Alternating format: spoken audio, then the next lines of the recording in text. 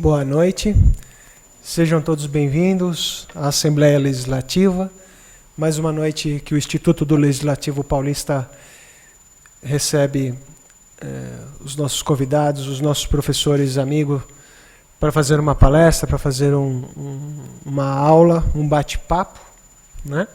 Nós estamos realizando os eventos quase que semanalmente, com esforço da nossa equipe AAA, equipe 10 do ILP. Nós temos conseguido resultados expressivos, resultados interessantes. As palestras hoje têm transmissão ao vivo pela internet, pelo site da Assembleia. Esse mesmo conteúdo ele é disponibilizado nas redes sociais do Instituto. Então, a nossa intenção é que mais pessoas, a qualquer momento e de qualquer lugar, possa compartilhar do nosso conteúdo. Esse mês, o mês passado foi o mês azul. Nós fizemos a primeira jornada inclusiva do ILP, falamos das pessoas com deficiência, falamos dos surdos. E esse mês nós temos o Outubro Rosa. Outubro Rosa, onde a temática dele é a saúde da mulher. E nós, nessa ideia, resolvemos que o ILP trataria das mulheres, do assunto mulher. Para isso, a nossa equipe, as nossas mulheres do ILP, promoveram uma programação. E essa programação, ela inclui palestras, inclui o lançamento de uma cartilha, uma carreta que no nosso estacionamento fará exames, são mamografias para toda a comunidade, não só para o servidor. A exposição de arte organizada pela Vitória, nossa outra mulher, foi feita por artistas mulheres também. Então nós buscamos que a casa toda falasse um pouco da mulher, né? Março é o mês da mulher, mas é muito pouco para vocês mereciam mais, né? Mereciam o ano inteiro. Então, como a gente não conseguiu, nós fizemos março e outubro. Então, outubro também, outubro, o mês da mulher. A professora Maria Garcia, já uma pequena volta que ela deu aqui na Assembleia, ela já fez alguns fãs aí, né? Começou pela presidência com o Dr. Capês, o professor Alexandre Kimura, procurador da Assembleia, as secretárias do presidente, as pessoas por onde ela passou já se encantaram com a figura, com a pessoa dela. E ela sim é, né? Uma procuradora de Estado, uma colega, uma advogada, mas eu prefiro chamar a senhora de professora. Eu acho que o professor reúne todas as qualidades que qualquer profissional poderia ter, né? Porque o professor, não é só aquele que se preocupa em ensinar, né? É aquele que precisa ter dentro do seu coração muito amor, muita dedicação para compartilhar com as pessoas aquilo tudo, não só que ele aprendeu, mas que ele acredita, né? E é os professores que nos formam. Eu tenho muita honra de ter sido aluno do professor Alexandre. Hoje, não que eu trabalhe junto com ele, mas dividimos algumas tarefas, isso para mim é motivo de muito orgulho, né? Não fui aluno da senhora, porém, por alguns instantes hoje eu serei, né? E a partir de hoje acompanharei ainda mais o que a senhora produzir e estiver disposta a nos oferecer. Professora Thaís, a nossa coordenadora pedagógica, ela vai fazer uma breve leitura muito humilde do perfil da senhora, que eu tenho certeza que é muito maior que uma página, mas eu acho que começa a dizer um pouco do que a senhora é e do que a senhora pretende fazer. A Thaís foi a responsável por toda a programação desse mês, ela e Eliana. Fizeram a nossa programação dos eventos, a programação, essa chegada dessa carreta, participaram da elaboração da cartilha. Aqui também tem a nossa estagiária, a Tainá, participando dela. A Patrícia, acho que eu estou sobrando, professora. Olha, as meninas que produziram com a estagiária, na gráfica menina, a Vitória faz exposição, a senhora na palestra. Mas olha, mas estamos todos sob seu comando, né? Para mim vai sobrar só bater palma para vocês, tá bom? Thaís, eu vou pedir para você fazer a leitura. Eu vou sentar aqui ao lado do professor Alexandre. Peço que você ocupe a cadeira e conduza o trabalho de uma forma que só você pode fazer. Tá bom? Obrigada, chefe. Bem, boa noite. Professora doutora Maria Garcia é professora associada livre-docente da PUC, São Paulo, professora de Direito Constitucional, Direito Educacional e Biodireito Constitucional. Coordenadora do Programa de Direito Constitucional da Pós-Graduação da PUC, São Paulo, professora de Biodireito, Bioética do Centro Universitário Assunção da Unifai, membro da COB, Comissão de Bioética do Hospital das Clínicas de São Paulo, membro do Instituto dos Advogados de São Paulo, procuradora do Estado de São Paulo, membro fundador e atual diretora-geral do Instituto Brasileiro de Direito Constitucional, coordenadora da Revista de Direito Constitucional e Internacional, editora dos Tribunais, membro da Academia Paulista de Letras Jurídicas, cadeira Henrico T. Liebtman, membro do Conselho Deliberativo do Instituto dos Advogados de São Paulo e ASP, triênio 2015-2017, membro do Conselho Superior de Direito da Federação do Comércio, FEComércio, membro do Conselho Editorial da Revista da Escola Superior da Procuradoria-Geral do Estado de São Paulo e recondução a membro efetivo da Comissão Especial de Reforma Política da OAB, triênio 2016-2018. Como o doutor Rodrigo falou, é uma síntese muito pequenininha do currículo da doutora professora Maria Garcia. Com a senhora. Muito obrigada. Está ligado? Está ligado. Muito obrigada. Realmente, o currículo, a gente vai acumulando coisas ao longo da vida e quando falam assim, fica até admirada. Eu faço tudo isso. Realmente, né? São medalhas ao longo do caminho e eu me sinto muito honrada por tudo isso que foi dito aí. Mas eu acredito que hoje aqui nós temos mais como disse o doutor Rodrigo, um bate-papo sobre a condição feminina, que é a condição de ser mulher. De ser mulher. O que isso traz para a vida de uma pessoa? Então, nós vemos que no Brasil e fora do Brasil, a situação feminina varia muito, conforme a cultura, o nível de educação de determinados países, a situação, a condição feminina será uma. E conforme a cultura e a educação de outros países será bem diversa. Hoje nós temos, na Alemanha, uma mulher dirigindo o país. Nós temos na Inglaterra uma mulher dirigindo o país. E nós, provavelmente, vamos ter nos Estados Unidos também uma mulher dirigindo o país. Isso prova que a mulher tem capacidade política de dirigir um país do nível de uma Alemanha, do nível de uma Inglaterra, do nível de Estados Unidos. Países extremamente desenvolvidos. Eu quero que entendam que não é um discurso feminista. Eu não sou feminista, eu sou feminina, sou mulher. E mais reivindico para a condição feminina no Brasil que comece a haver uma diferença. A Constituição diz, no artigo 5º, inciso 1, homens e mulheres são iguais em direitos e obrigações, vírgula, nos termos desta Constituição.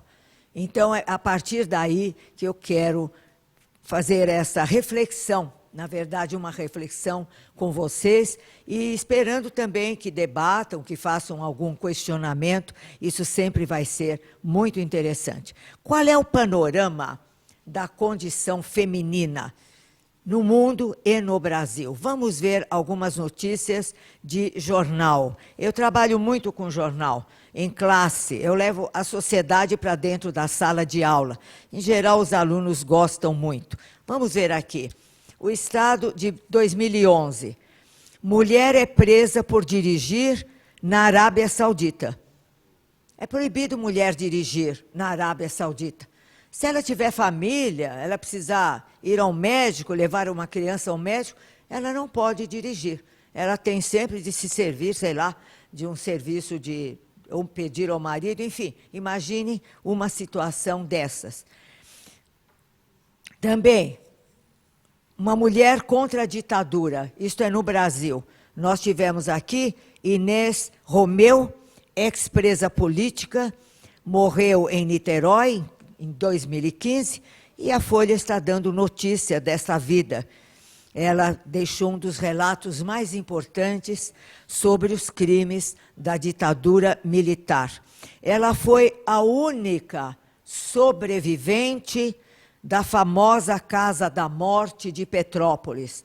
Era uma casa que parecia uma residência, mas era uma prisão de presos políticos. Ela esteve lá muito tempo. Ela descreve, presa em 71, ficou lá 96 dias, sem culpa formada, sem processo algum. Ela deixou um depoimento, foi muito espancada, levava choques elétricos na cabeça, nos pés, nas mãos e nos seios. Choques elétricos. Ela foi estuprada 2 vezes por uma pessoa de codinome Camarão.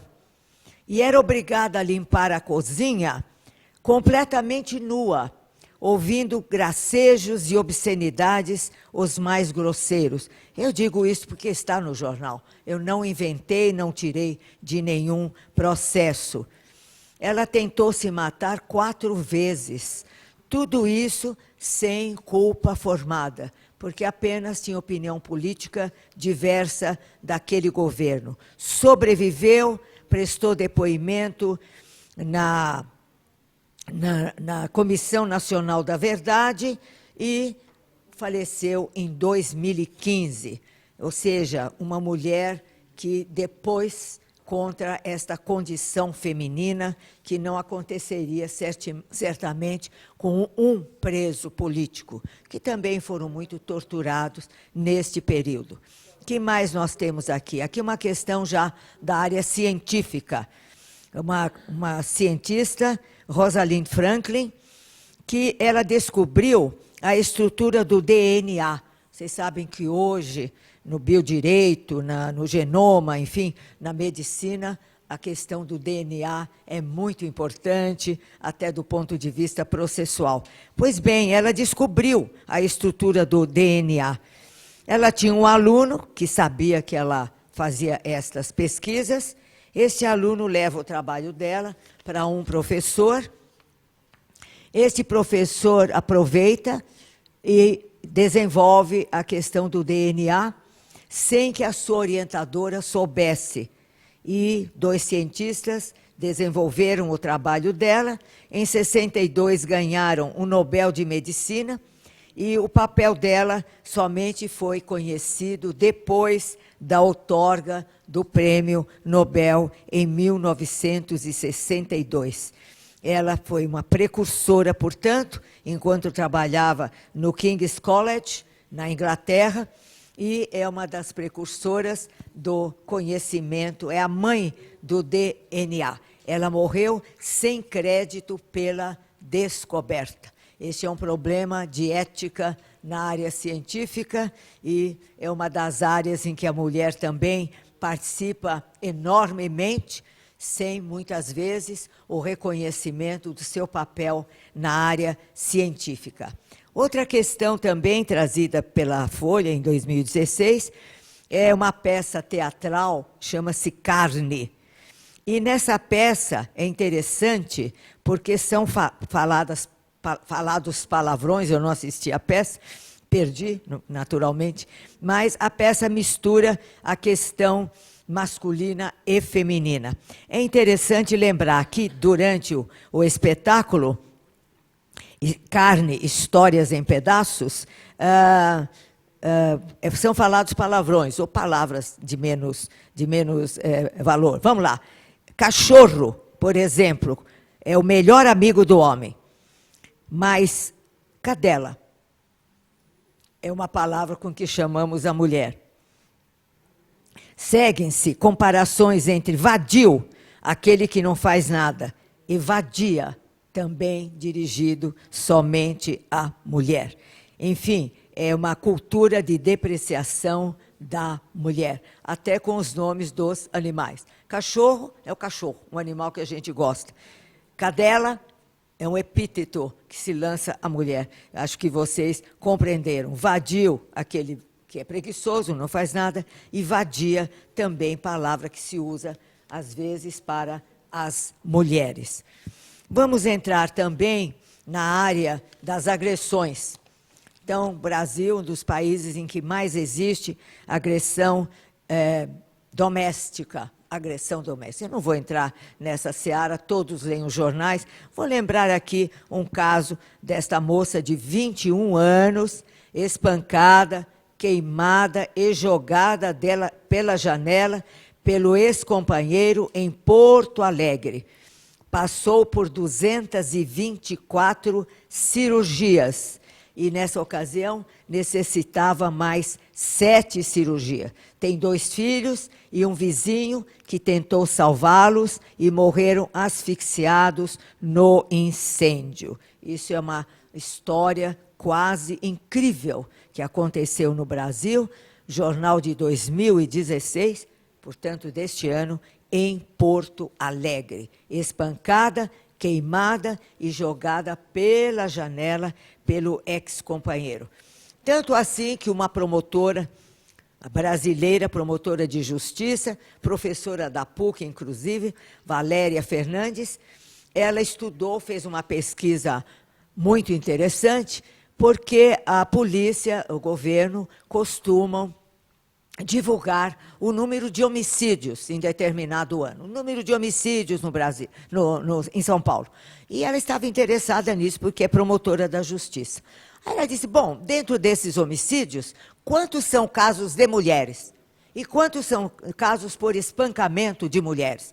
Ela fez uma longa pesquisa, muito bem feita, e descobriu que entre esses homicídios havia aquilo que ela chamava de feminicídios. Então, agora, o governo publica não apenas o número de homicídios, mortes de homens, mas também o número de feminicídios, morte de mulheres, que é muito alto e se refere regularmente a homicídios domésticos. Espancamento. Começa com espancamento e acaba com a morte da mulher. Então, agora, no direito brasileiro, graças à nossa promotora de justiça, nós temos agora o feminicídio, que é o número de mulheres mortas, em geral, na área doméstica. Agressão e, no final, a morte destas mulheres. É um belo trabalho que a promotora fez, porque não se sabia a estatística com referência à morte de mulheres. Bom, isso levou, e é muito interessante que exista, a criação de um grupo de reflexão para homens agressores no país. Então, homens preocupados, homens que foram processados ou já denunciados por essa questão de agressão doméstica, estão criando grupos de reflexão em que eles debatem esta questão para saber de onde vem, porque ninguém está dizendo que esses homens são monstros. Às vezes, é uma questão cultural, uma questão de educação do homem que acredita, porque é educado assim, que tudo lhe é permitido. Que tudo lhe é permitido. E isso realmente não pode acontecer. O que mais nesse retrospecto que nós estamos falando? E nas empresas? O que acontece nas empresas? Desigualdade de salários entre homens e mulheres. E elas ainda são minoria no alto escalão das empresas. As mulheres, eu digo elas, mas pode dizer, ainda somos minoria no alto escalão das empresas. Poucas mulheres dirigindo empresas e ganhando menos do que os homens, a não ser no serviço público, onde realmente há uma igualdade. Eu sou procuradora do Estado aposentada e nunca houve diferença de vencimentos entre homens e mulheres. Mas na área privada, na área particular, é comum acontecer a diferença de salários entre homens e mulheres, esquecendo que as mulheres são chefes de família e precisam ganhar igual que os homens, pelo mesmo trabalho, evidentemente.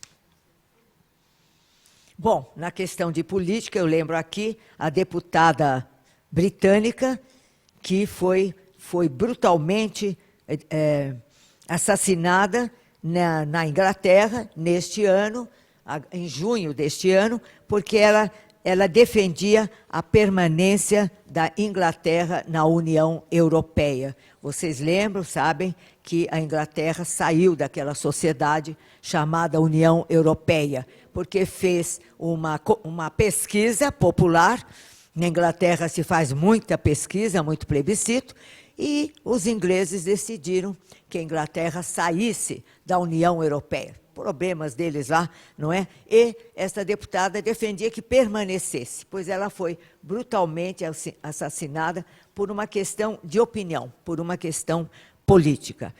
E, por fim, nós temos aqui um artigo recente, mais ou menos recente, dessa deputada Vanessa Graziotin, senadora, que apareceu muito agora na questão do impeachment. Vocês lembram? É uma moça loira, muito bonita, que é do sul do país, é senadora pela PCdoB e procuradora da mulher no Senado. Então, ela publicou um artigo muito interessante sobre mais mulher na política.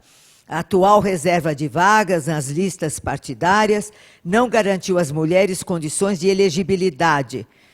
Faltaram medidas como direitos iguais ao fundo partidário e ao tempo de rádio e TV. Ela não colocou, mas há uma outra circunstância de diferença entre homens e mulheres do ponto de vista político no Brasil. A lei eleitoral brasileira exige dos partidos uma percentagem de mulheres inscritas no partido. Os partidos têm que ter uma percentagem de mulheres. A lei eleitoral argentina exige que os partidos tenham uma percentagem de mulheres eleitas no partido. Isso faz uma grande diferença. Porquanto o partido tem de eleger a mulher, ele vai fazer muita força para eleger a mulher, como acontece com os candidatos masculinos. Mas se apenas for obrigado a ter um número X de mulheres inscritas no partido, isso é muito fácil de conseguir e não faz diferença nenhuma, porque ele não vai pelejar porque as suas candidatas sejam eleitas. Portanto, nós temos de alterar a lei eleitoral brasileira, equiparando a lei argentina, que, ao meu ver, é muito mais sábia, porque exige que sejam mulheres eleitas pelo partido, e não apenas inscritas. Fica aí o repto, aqui no ambiente da Assembleia Legislativa, para que haja uma campanha a respeito disto. Então, nós vimos uma porção de notícias, alguns já conheciam, outros não, sobre a condição feminina no Brasil e fora do Brasil. O que resulta instigante nessa questão toda é que, já vivendo no século XXI, ainda tenhamos de discutir o que eu costumo chamar a condição feminina, a situação da mulher. A mulher já provou por vários meios que tem condições de exercer cargos nas empresas, de exercer cargos políticos de grande significado, porque a mulher, eu acredito, nós somos, já por natureza, administradoras. Nós administramos as nossas casas, trabalhamos dentro e fora das nossas casas, de maneira que isso já foi demonstrado que é possível, que a mulher tem um tino administrativo e comercial. Portanto, discutir ainda no século XXI a condição feminina no Brasil, não vamos falar do Oriente Médio, porque é outra cultura, não vamos discutir, é problema deles, vamos respeitar a cultura dos outros. Mas no Brasil, aí eu lembro que no Brasil, colônia, havia uma frase típica que define a situação da mulher naquele tempo. Eu tenho um pequeno estudo, publicado já há muitos anos, sobre o governo feminino, Isabel e a República no Brasil, e nesse pequeno estudo já publicado, eu lembro essa frase do Brasil Colônia. No Brasil Colônia, a mulher saía de casa 3 vezes na sua vida, para batizar, para casar e para enterrar. É uma frase, evidentemente, exagerada, mas ficou como uma lembrança do que acontecia no Brasil Colônia. Evidentemente que havia mulheres que se destacaram na literatura, na poesia, e em algum cargo, mas no Brasil colônia, a mulher realmente ficava restrita a estar dentro de casa, apenas a administração do lar. Nesse artigo sobre o governo, nesse pequeno estudo sobre o governo feminino, Isabel e a República no Brasil, eu realmente cheguei à conclusão de que um dos fatores do advento da República no Brasil foi o fato de que uma mulher iria governar o país. Apesar de ser uma mulher, a princesa Isabel, rigorosamente educada para governar o Brasil. Ela foi regente por 3 ocasiões e, mais do que tudo, ela assinou a Lei Libertária dos Escravos, cuja discussão se prolongava no Senado e na Câmara dos Deputados. Então, uma das vezes que ela foi regente, contrariando o próprio ministro e toda a classe econômica do Brasil, que era contrária à abolição da escravatura, ela assinou um ato de muita coragem, sem dúvida, libertando os escravos no Brasil. Então, foi uma mulher que assinou esta lei da libertação dos escravos no Brasil.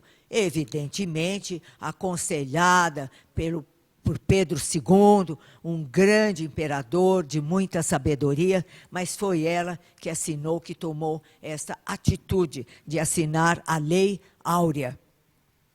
Então, eu acho que a situação dela ser mulher, apesar de preparada para governar o Brasil, e uma mulher realmente de uma sabedoria muito grande, toda a vida dela, ela demonstrou isso, foi um dos fatores, certamente, para o advento da República e o fim da monarquia no Brasil, que nós tivemos monarquia por mais de 60 anos, de uma maneira democrática e admirada por outros países aqui da América do Sul. Depois temos um estudo de uma grande cientista, Lúcia Velar, sobre mulheres na elite política brasileira. E ela mostra as razões da baixa participação feminina na política, que é onde nós queremos entrar. Primeiro, uma socialização diferenciada entre homens e mulheres no Brasil. O aprendizado dos papéis do homem e da mulher. Então, nos ensinam a exercermos determinados papéis, já determinados pela sociedade. A mulher vai casar, vai ter filhos, vai ser do lar. O que é um grande papel, o que é uma coisa maravilhosa. O que não interessa, o que realmente é discutido, é que restringem o papel da mulher na sociedade, e principalmente na política, socializando meninos e meninas de acordo com aquilo que é determinado socialmente, papéis fixos em favor da liberdade masculina preponderantemente. O menino tem sempre, desde cedo, uma grande liberdade, não é coibido na sua espontaneidade, ao passo que a menina é coibida na sua espontaneidade. Ela tem um papel e é aquele que ela deve desempenhar. Também os ciclos da vida da mulher, casamento, maternidade, trazendo encargos novos, de que o homem não compartilha, geralmente. Hoje nós estamos já verificando que o homem ele é educado, como deve ser, para partilhar da vida do lar, não é? E partilha em todos os sentidos. Em todos os sentidos, sem nenhuma diminuição, porque o lar é dele, ele faz parte do lar, faz parte da casa. Então, os ciclos da vida da mulher, casamento e maternidade, também determinam um papel à mulher que ela deve desempenhar e que traz grandes prejuízos. Tipos de família, também. O Brasil são 3 Brasis, na verdade. Né? Nós estamos aqui num Brasil intermédio, o Brasil do Sul, em geral, mais desenvolvido culturalmente, por várias razões, sem nenhuma culpa dos nossos compatriotas do Norte, questões políticas, do desenvolvimento do Brasil. Então, conforme as regiões do país, com suas características bem marcadas, nós vamos verificar a diferença enorme da educação do menino e da menina, do homem e da mulher. Outro problema, graus de escolaridade. Novamente, o tipo de cultura. Meninas não precisam estudar, meninas não precisam de carreira, meninas precisam casar, ter seus filhos e ficar restritas ao seu lar. Um grande, imenso e lindo papel da mulher, mas não é suficiente. A mulher tem cérebro, tem inteligência e precisa desenvolver a inteligência, o acesso à educação e à cultura. O cérebro necessita alimentação, igual que o corpo, de modo que o acesso da mulher à educação tem que ser amplo e restrito. Aí vem a questão da profissão, nível de carreira, também, como eu já disse, na área privada, a mulher não tem acesso, em geral, aos cargos de direção, aos cargos de chefia. E, por fim, os regimes políticos, nesse trabalho da nossa cientista, da Lúcia Velar, ela aponta a questão dos regimes políticos, onde as diferenças vão atingir o seu máximo potencial. Então, o que nós encontramos no regime político? Por que no regime político essa diferença vai atingir o seu máximo potencial? O que acontece no regime político? Nós vamos ver que a mulher no Brasil somente vai votar e ser votada por um decreto de Getúlio Vargas, de 1932. Decreto 21.076, que é uma espécie de código, é um decreto, mas ele diz, este código regula em todo o país o alistamento eleitoral e as eleições federais, estaduais e municipais. E logo no artigo 2º vem esta medida extraordinária para a mulher. É eleitor ou cidadão maior de 21 anos, sem distinção de sexo, alistado na forma deste código. E aí vai este decreto de Getúlio, que é um verdadeiro código eleitoral, e leva este nome de Código Eleitoral. Então, vejam que coisa extraordinária. Somente em 1932, a República já tinha sido proclamada em 1800, a Constituição Republicana de 1891, a República proclamada em 1889, e a mulher estava com uma interdita, sem capacidade política. Antes dessa lei, portanto, aconteceram 2 fatos muito interessantes. 5 anos antes da lei de Getúlio, ocorreu o primeiro voto feminino e a primeira eleição de uma mulher no Brasil, ambos no Rio Grande do Norte. Vejam as nossas compatriotas do Rio Grande do Norte, que mulheres corajosas, antes do Código de 32. Em 1928, na cidade de Mossoró, Celina Guimarães Viana, de 29 anos, cadastrou-se num cartório para ser incluída na lista de eleitores das eleições daquele ano. Foi registrada como eleitora. Também nesse ano de 1928, uma fazendeira, Alzira Soriano de Souza, foi eleita prefeita na cidade de Lages, também no Rio Grande do Norte. Mas o caso causou grande repercussão, como podem imaginar, mas a Comissão de Poderes do Senado impediu que o voto de Celina fosse reconhecido e que Alzira tomasse posse no cargo. O Senado, numa decisão intempestiva de uma decisão, porque, claro, não havia lei permitindo, mas também não havia lei negando a situação da mulher. A Constituição brasileira de 1824 não negava a posição da mulher, e muito menos a Constituição republicana de 1891. E essa decisão do Senado, então, veio trazer este impedimento para que o voto dela votou, mas fosse reconhecido, e que a outra fosse empossada no cargo de prefeita. O que é, afinal, política?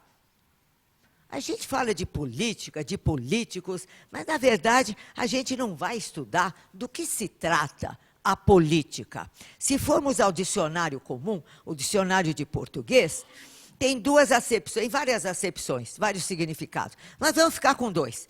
Política é a ciência dos fenômenos referentes ao Estado governante. Política é um sistema de regras referentes à administração dos negócios públicos. Eu prefiro ficar com este significado. Política é um sistema de regras referentes à administração dos negócios públicos, da administração pública. Aristóteles, lá no quinto, sexto século antes de Cristo, ele escreveu, deixou um livro, não escreveu, ele deixou um livro anotado pelos seus alunos, chama-se Política. A política, para os gregos e para nós hoje, é a arte de governar o Estado, a polis. Na Grécia não havia estados, havia polis, a cidade. E a cidade, certamente, é o lugar mais importante das nossas vidas, porque é onde decorrem as nossas vidas. É o lugar mais importante do globo, é a cidade. Então, para os gregos e para nós hoje, política é a arte de governar. Governar o quê? Os negócios públicos. É a arte de administrar os recursos públicos da polis, da cidade, do Estado. Quais são os recursos públicos? São recursos materiais, que são os seus funcionários, nós, humanos, e os recursos materiais, para o bem comum. O que é o bem comum? Isso está na teoria do Estado, do grande professor Dalmo Dallari.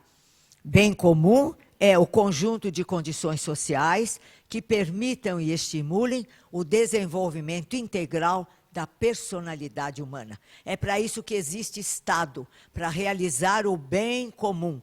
É o conceito de Estado de Dalmo Dallari. Dalmo é a ordem jurídica soberana, cuja finalidade é o bem comum de um povo situado num determinado território. Vejam que quando a gente começa a pesquisar e estudar, a gente descobre coisas incríveis.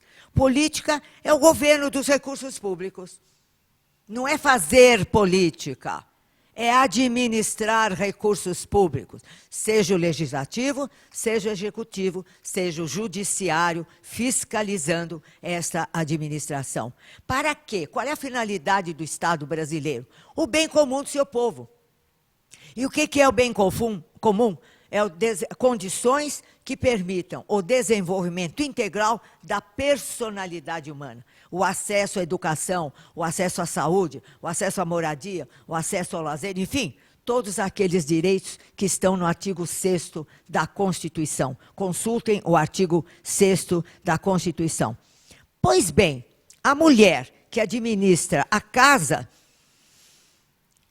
que administra a sua casa, tão bem como as mulheres sabemos fazê-lo, evidentemente, tem todas as qualidades para administrar os recursos da polis.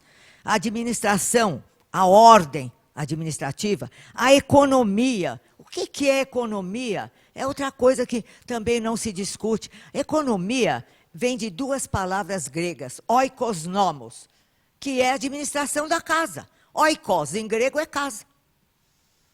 Então, administrar a casa, essa é a economia. A economia doméstica, a economia pública, a economia dos recursos públicos. O cuidado da casa, estendido ao cuidado do país. Então, nós vemos que a condição feminina tem necessidade de ser revista, ou seja, qual o estado, a condição da mulher, o fato de ser mulher, por que traz tantas restrições, tanta contrariedade. Daí a nós necessitarmos de campanhas, de associações, de mudança na educação já fundamental, ensinando a Constituição adequadamente aos meninos e meninas.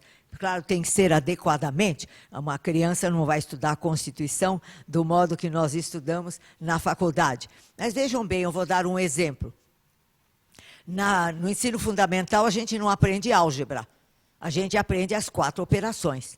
Vai aprender álgebra só no ensino mais superior. Então, da mesma forma, a gente pode ensinar a Constituição, a igualdade entre homens e mulheres, adequadamente para os meninos e as meninas, já no ensino fundamental, porque eles já são pequenos cidadãos, e é bom que eles aprendessem a Constituição.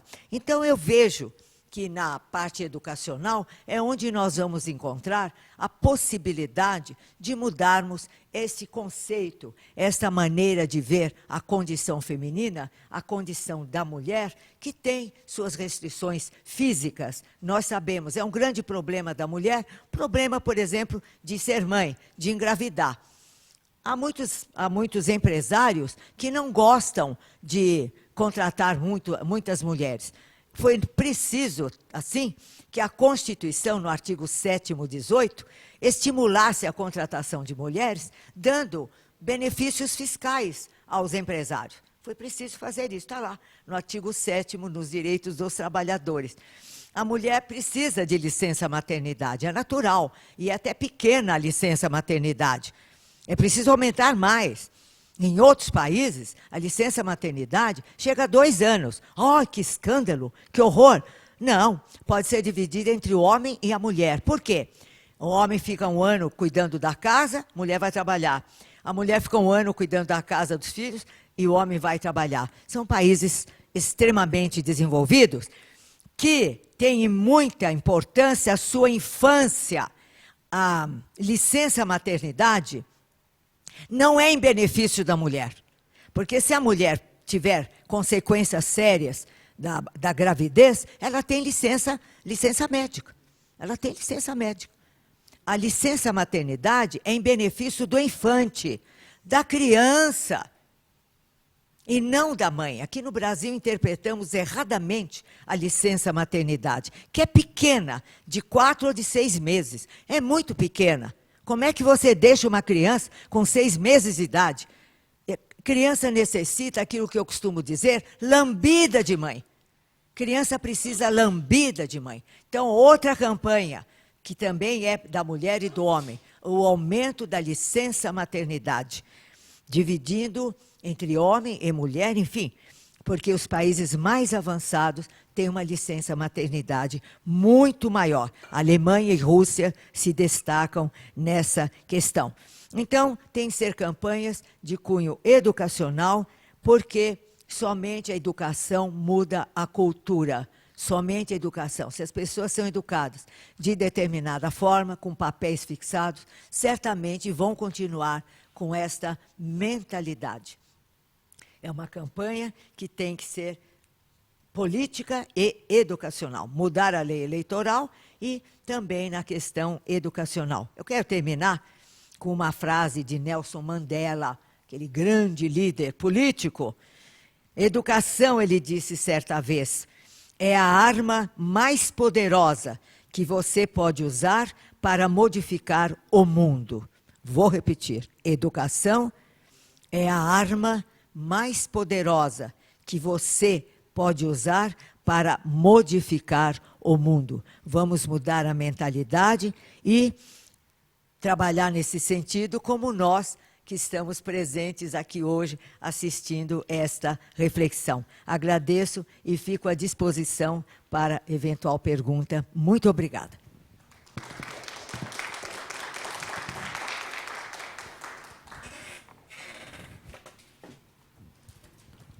Podemos abrir para perguntas? Quem gostaria de se manifestar? Comentando, isso mesmo. Tem 2 pessoas, doutora Maria Garcia. Prazer. Diga.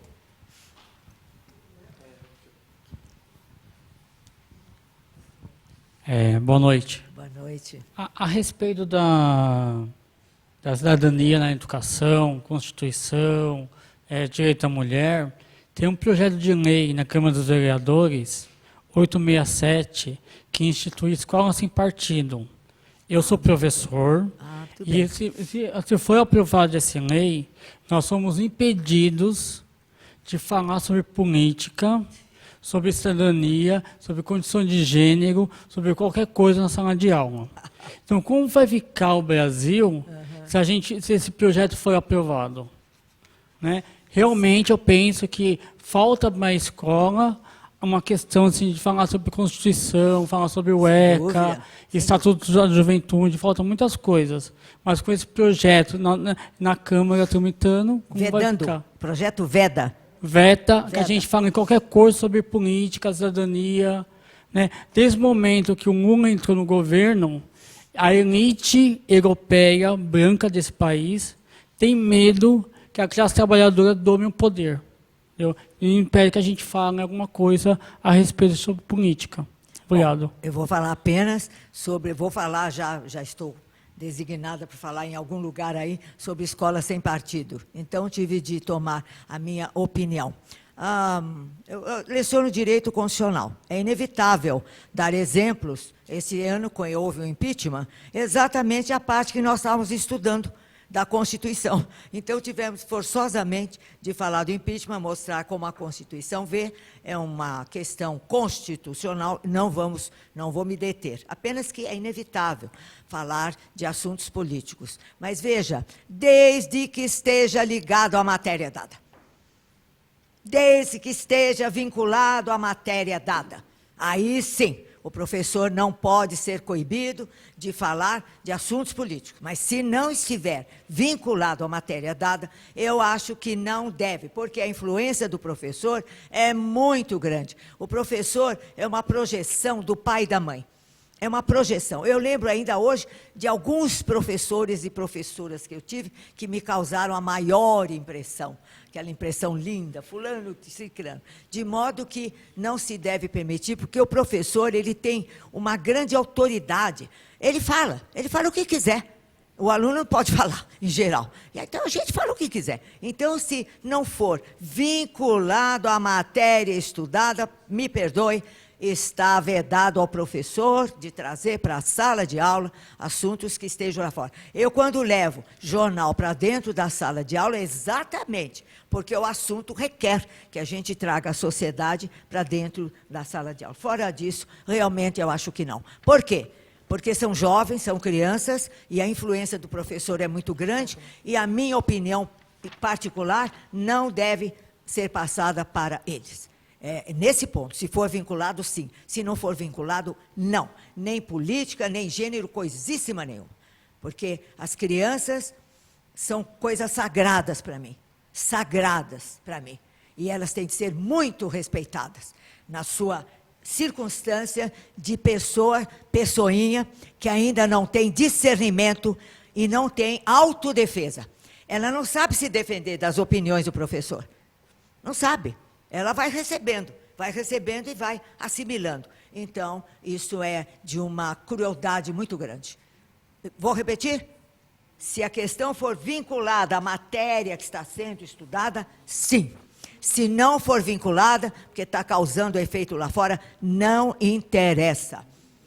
Temos de estar muito restritos ao nosso compromisso com a criança. Eu não conheço o projeto e não conheço as questões de pró ou contra o projeto. Mas vou ter de falar sobre a política dentro da sala de aula.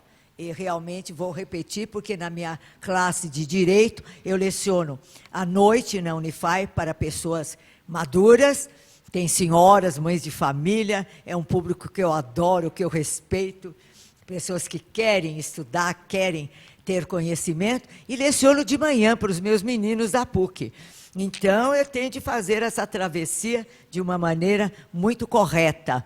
E, se a pergunta for propícia, sim, senão, não vou tratar deste assunto. Eu digo assim, outro dia disse isso, não vamos tratar desse assunto. Por quê? Porque não está vinculado à matéria que eu vim ensinar. Se tiver, vamos discutir com amplitude, com toda a liberdade. Obrigada.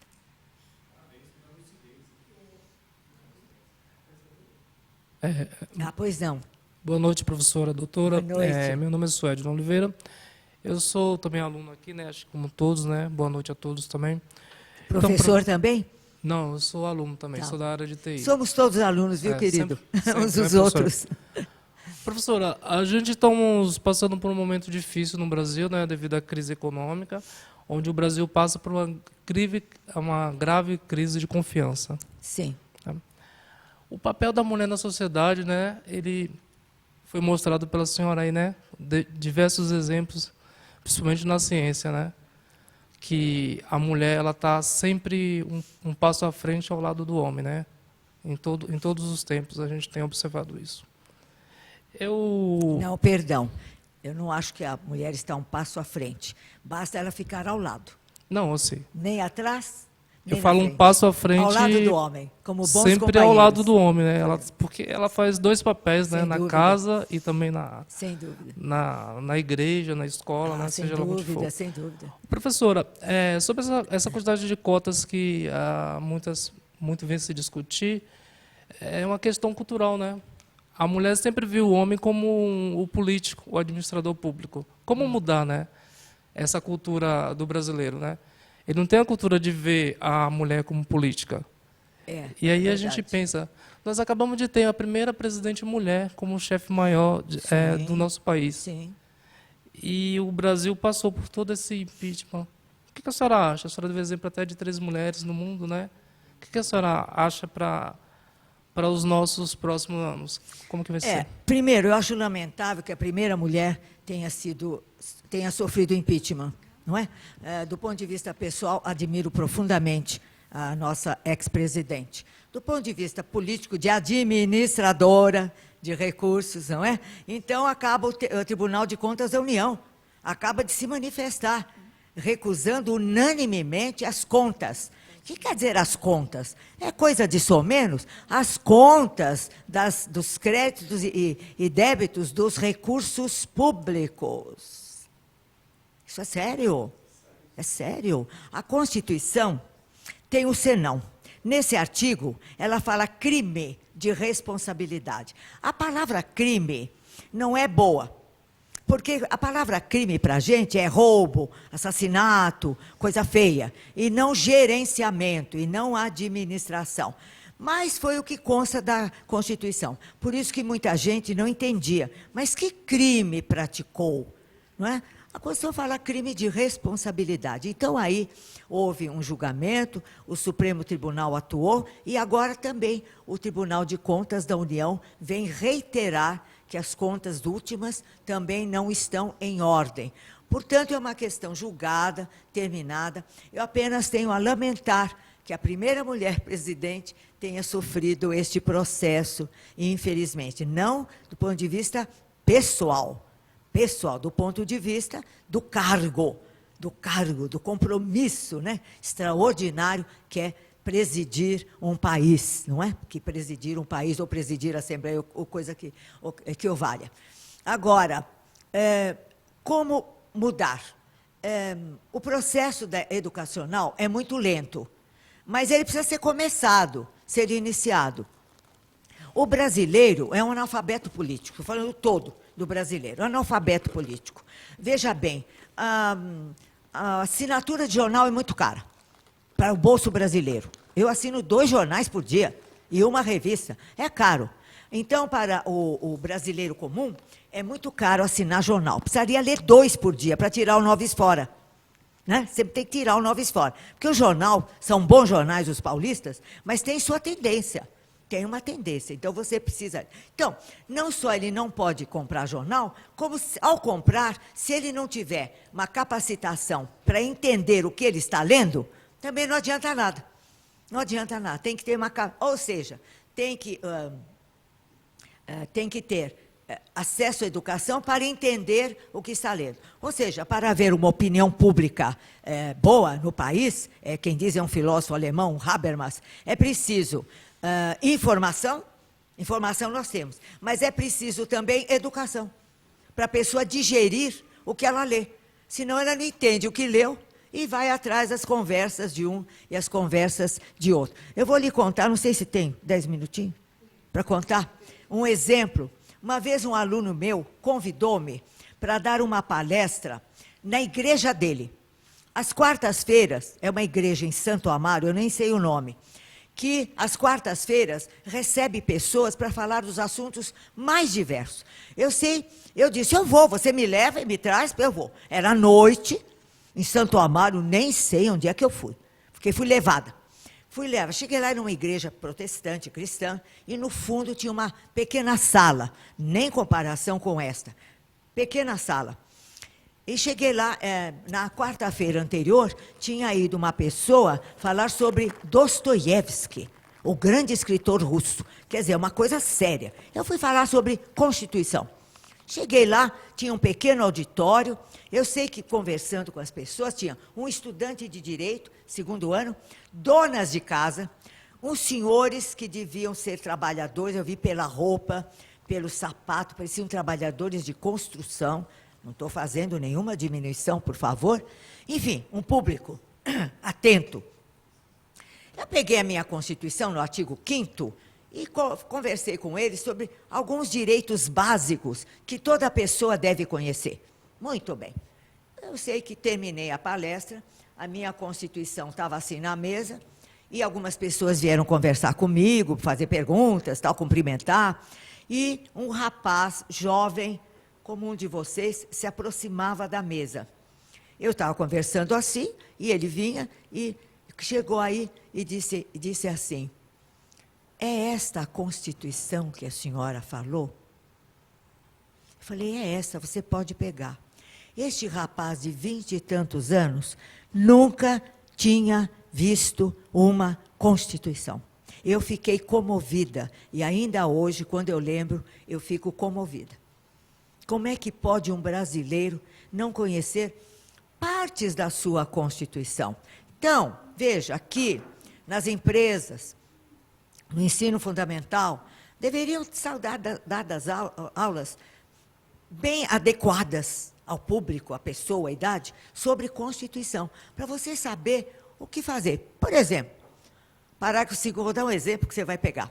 Parágrafo 2º do artigo 74. Ninguém lembra, até na classe. Às vezes, colegas meus não lembram. Sabe o que diz o parágrafo 2º do artigo 74 da Constituição? Que qualquer cidadão, desconfiando de uma irregularidade ou ilegalidade na questão de obras, deve denunciar ao Tribunal de Contas. Então, o que ele faz? João, cidadão, brasileiro, casado, residente e tal, vem dizer ao senhor o seguinte, presidente do Tribunal de Contas, a minha rua tem uma obra pública, não tem ninguém trabalhando lá, ninguém toma conta, faz tempo, a areia que estava na calçada, a chuva levou.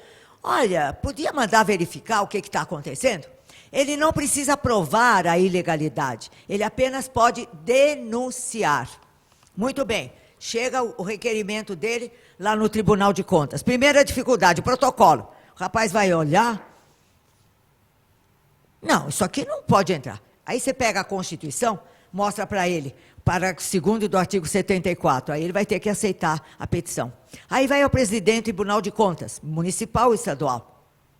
Talvez outra dificuldade. Mas como você citou o artigo, ele vai olhar, porque talvez ele não se lembrasse desse artigo, ele vai olhar, vai verificar que você tem razão. Ok? Qual o resultado disso? Passados uns 30 dias, perdão, a gente tem de esperar um pouquinho. Tem de vir uma resposta, direito de resposta, está na Constituição. Prezado senhor João Cidadão, faço-lhe saber que mandei sindicar e não há irregularidade, por isto, por aquilo. Muito obrigado, volte sempre. Ou então, senhor João Cidadão, mandei sindicar e efetivamente tem uma irregularidade que já mandamos regularizar. Muito obrigado, volte sempre. Faça uma enquete, pergunte, aqui não, talvez, na Assembleia não. Pergunte seus amigos se conhecem esse artigo da Constituição. Qualquer cidadão pode denunciar. E se acaso não houver irregularidade, ele não vai ser processado, porque ele obedeceu à Constituição. Então, esse tipo de direitos do cidadão devem ser esclarecidos aos brasileiros para fiscalizar o governo, ajudar os senhores deputados, que já são fiscais do governo, mas o senhor ajuda o deputado, o seu deputado. Oh, na minha rua, tal, lá. Enfim, vejam, então o problema é educacional. É demorado, mas produz resultados, sem dúvida, é educacional. As pessoas, as empresas, dentro daqui, fazer um curso rápido de Constituição, ok? Eu tenho um pequeno curso, chama-se Uma Constituição para Todos, que é essa. Uma manhã a gente liquida o que a pessoa precisa conhecer da Constituição. Se quiser saber mais, vai fazer um curso de Direito. Aí sim. Muito obrigada por sua participação. Boa noite, professora. Meu nome é Leila. Eu sou estudante de Ciências Sociais. Oh, beleza. Estou muito feliz de ter vindo aqui, ouvido a senhora. Que gostei bom. muito.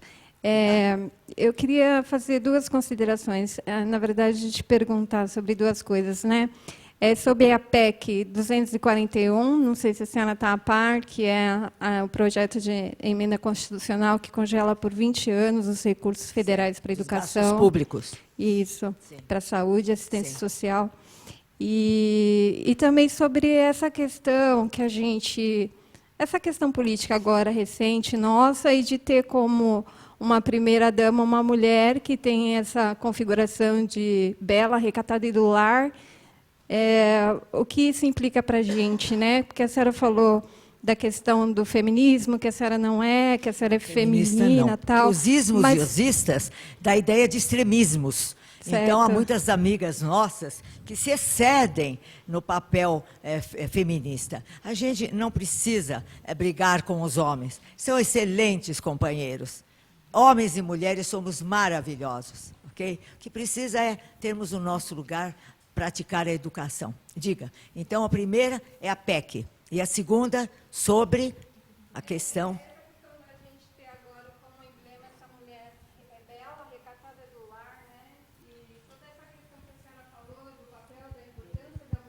Sim.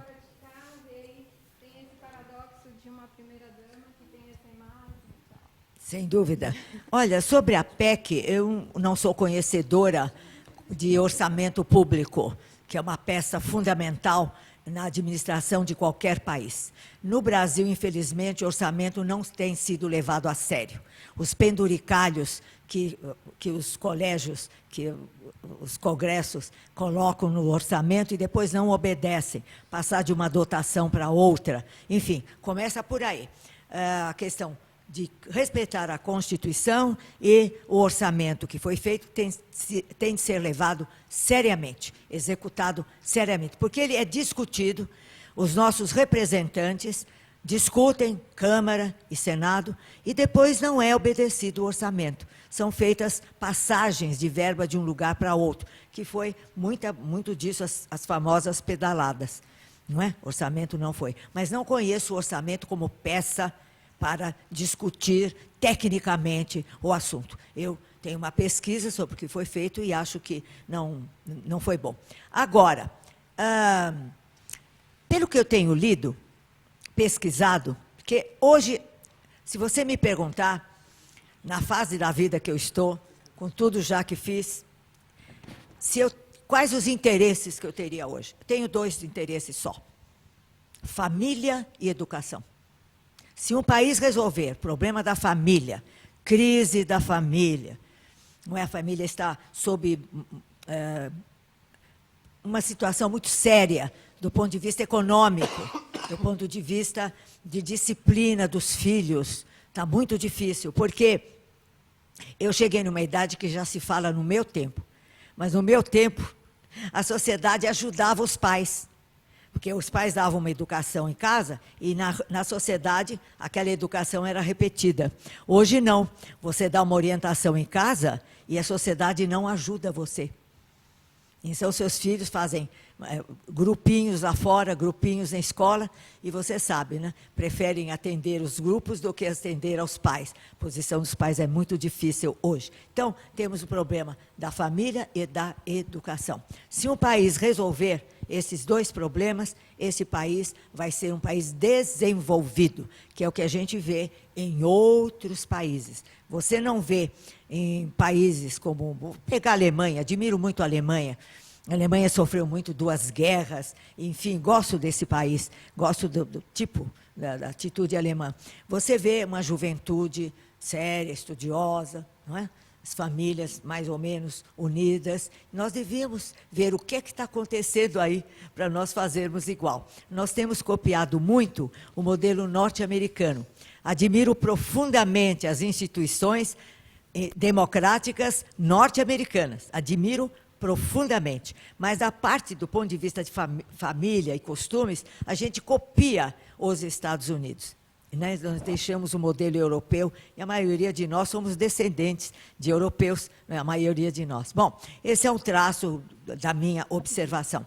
Então, pelo que eu tenho lido, não faltam recursos à educação. O problema é administrativo, o problema é de gestão de recursos. Mas existem problemas, não é, de tirar os recursos. Aí vão pôr tudo na culpa que tirou os recursos, então não se faz nada. Eu acho que educação e saúde são básicos. São básicos. Quanto mais recurso, melhor, mas tende a haver muita fiscalização. E no Brasil, o cidadão, nós, não fiscalizamos, porque nós não sabemos os poderes que nós temos. Olha, esse caso que eu contei, de denunciar ao Tribunal de Contas, pode denunciar de uma entidade de educação, de um grupo escolar, que não esteja sendo bem administrado, de um hospital público que não esteja sendo bem administrado. Denunciar ao Tribunal de Contas. Olha, eles têm recursos, o que está acontecendo? Qualquer cidadão pode fazer isso. E tem que ter resposta. E mais ainda, se não tiver resposta nenhuma, pode impetrar um mandado de segurança, porque tem direito líquido e certo à resposta. Mas isso dá trabalho. E começa que você nem sabe que tem esse poder na mão. Então, vejo, aí eu passo para a educação. Educação. Temos de conhecer, de amplamente o cidadão conhecer o mínimo dos poderes que ele tem, só, para continuar, para fiscalizar. Agora, a questão do papel da mulher, eu enfatizo, sublinho tudo realmente o que disse. A nossa tipo de educação é muito preconceituosa com referência à mulher. Por outro lado, vamos também, muitas de nós, mulheres, abusamos, talvez, de certas atitudes, né? Vamos pôr o dedo na ferida, né? Algumas mulheres, algumas representantes ou mulheres, abusamos, esse caso feminista, chega a ser agressivas, né, atitudes agressivas. Nós não devemos copiar essa atitude do homem. Nós não queremos ser homens, nós queremos ser mulheres, com direitos iguais, como diz a Constituição. Mas, como eu disse, é um longo trabalho. Então, veja bem, reflexões como estas deviam ser uma constante, não é? Nas empresas. Por exemplo, a educação continuada, os trabalhadores, por exemplo, as empresas, é difícil, mas quem sabe, com estímulos fiscais, 2 vezes por semana de manhã, turmas de trabalhadores de educação continuada na empresa. Palestras desse tipo, que interessam a homens, interessam a mulheres, para melhorar a educação. A pessoa não foi mais à escola, então vai ficar desse jeito. Eu também falo muito da educação continuada. E a empresa tem de ajudar. Aqui mesmo, tem de ajudar o funcionário. Até quanto você estudou? Ah, eu só fiz o segundo. Não, vai continuar. Onde? Aqui. 2 vezes por semana, sem prejuízo do serviço. Podem ter aulas aqui. Não, tem até auditório aqui. Terem aulas, professores contratados, com certificado. Completar a educação, porque completando a educação vai reverter em favor do serviço. Reverte em favor do serviço, o que você continuar aprendendo. Então, você vê, na verdade, é uma revolução cultural, que eu digo. Nós precisamos de uma revolução cultural, de vários aspectos da educação e da família brasileira, que têm de ser melhor considerados pelos poderes públicos.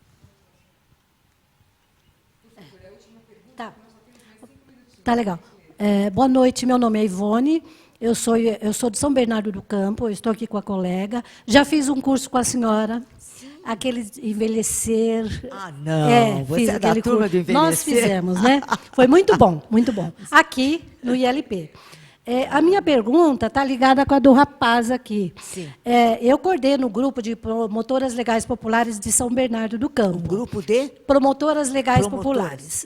É um curso que iniciou com a União de Mulheres em São Paulo. A Melinha é a coordenadora. Sim. Maria Amélia Teles, que inclusive ela tem bastante trabalhos aqui junto ao ILP. Então, teve há tempos atrás, né?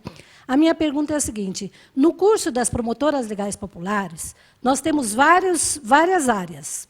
E elas são mulheres que a gente procura informar, dar informações para que elas se empoderem e passem a ter conhecimento dos seus direitos, deveres, obrigações, e que elas caminhem junto com os homens, ao lado, como a senhora disse, lado a lado. Promotoras, né? No sentido de... Promotora ser... legal popular. Popular. Já li a respeito, acho admirável.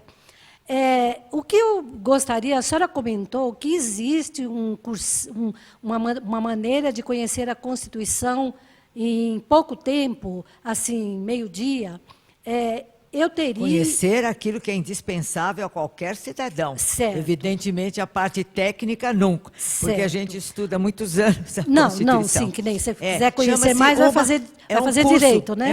É um curso registrado no cartório, uma Constituição para todos. Certo. Todos. Certo. E me diga uma coisa, eu teria condições, de algum lugar, eu me informar para levar isso a elas? Como fazer? Porque isso é muito importante, mesmo que sejam pequenos itens, mas que nem esse item que a senhora citou aqui, eu já vou citar para elas, porque eu achei importantíssimo. A senhora anotou? Anotei. Parágrafo 2º do artigo 74? Anotei. Eu achei muito interessante, porque a gente, no dia a dia, vê de tudo.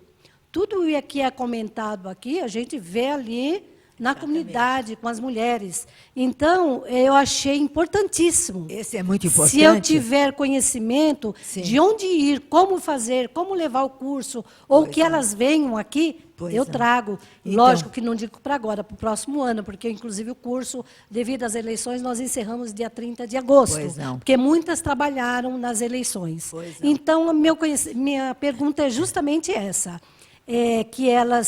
Que eu tenha a oportunidade de levar alguma coisa para elas nesse sentido. Porque, mesmo que os defensores públicos, às vezes, vão lá nos ajudar, eles não podem estar entrando nisso daí, porque eles vão falar sobre a defensoria. Sim. É outro aspecto. Né? Pode. Não, eu tenho uma resposta pronta. Tá, ótimo. Convide-me. Convide-me. Tá. Se você me der transporte, e um dia que eu possa, que eu tenho muita atividade, graças a Deus, eu vou com todo prazer. Uma manhã. Professora Maria Uma manhã. Garcia, a senhora viria aqui à Assembleia fazer esse curso aqui? Sim, Então, sem a gente pode dúvida. trazer as mulheres para cá, nós vamos buscar a senhora Sem dúvida, se for mais cômodo para elas. e trazemos esse curso aqui. Para deslocar, né? O problema é... Bom, isso aí, então, é muito simples. Eu acho que quem tem interesse vem. É muito simples. Eu tenho o maior prazer pelo seguinte, porque eu sou professora estudiosa de Constituição. Para mim, a Constituição, eu conheci, há anos atrás, tive a imensa honra de conhecer uma juíza alemã, chama-se Jutta Limbach, é uma senhora. Ela foi presidente da Suprema Corte da Alemanha e veio ao Brasil dar uma palestra, e eu também estava dando palestra na Unifiel, lá em Osasco. E ficamos no mesmo painel, veja só. E eu falando do trabalho dela, ela ouvia em inglês. Esta mulher extraordinária, ela tem uma frase: a Constituição é a medida de medir de um país. É a medida de medir, sabe o metro? A gente não mede tudo pelo metro. A Constituição é a medida de medir de um país. E, infelizmente, não conhece. Porque, é claro, Ivone, você conhecer, você vai ler. Eu levo a Constituição na bolsa, Ivone. Quem escreveu, não leu, eu puxo a minha Constituição. Então, eu levo na bolsa, ok? Mas é evidente que você, por muito, se você não fez uma faculdade de Direito, você lê tudo isso aqui. A parte técnica não vai dar para acompanhar. Mas há 2 ou 3 partes da Constituição, como isso que eu lhe citei, que qualquer pessoa pode conhecer.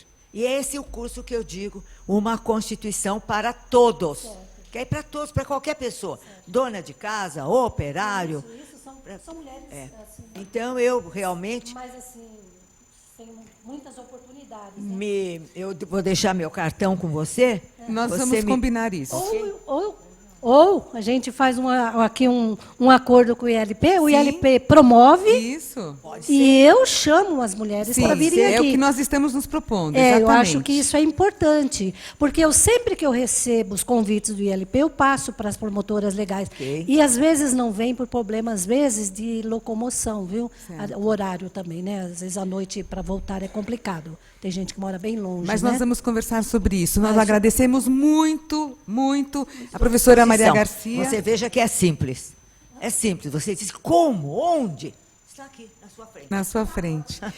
Nós agradecemos muito a professora Maria Garcia. Não é a primeira, será a primeira de muitas, não é a única, que ela estará conosco aqui no ILP. Muito obrigada mesmo, mas eu venho fazer um acordo aqui. Vamos, eu quero o seu telefone. E a gente faz isso, porque eu convido. Fala o seu telefone para mim.